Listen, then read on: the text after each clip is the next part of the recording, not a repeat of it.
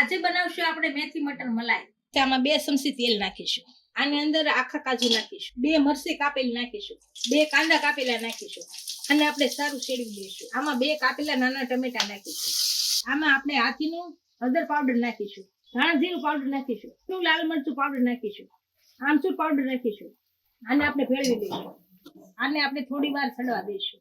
આપણે આ બધી વસ્તુ ઠરી ગઈ છે અને એક મિક્સરના ખાનામાં નાખી દઈશું.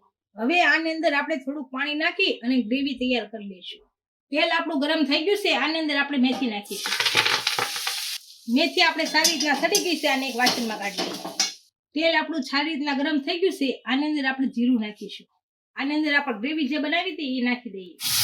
આપણે ગ્રેવીમાં ઉફાળો આવી ગયો છે. આમાં વટાણા અને મેથી નાખી દઈશું. આ બાફેલા વટાણા નાખીશું અને મિક્સ કરી દઈશું. આમાંથી આપણે થોડું ગ્રેવી લાવી અને દૂધમાં નાખીશું. આને આપણે આમાં નાખીશું. જો ડાયરેક્ટ દૂધ ન નખાય, ડાયરેક્ટ દૂધ નાખી તો દૂધ ફાટી જાય. આપણા શાકમાં સારી રીતના ઉફાળો આવી ગયો છે. આમાં સ્વાદ અનુસાર મીઠું નાખીશું, કચૂરી મેથી નાખીશું. હવે આપણે આની અંદર હાથીનો ગરમ મસાલો નાખીશું. હવે આપણે આની અંદર હાથીનો કિચન કિંગ મસાલો નાખીશું. હવે આપણે આની અંદર 2 થી 3 ચમચી મલાઈ નાખીશું.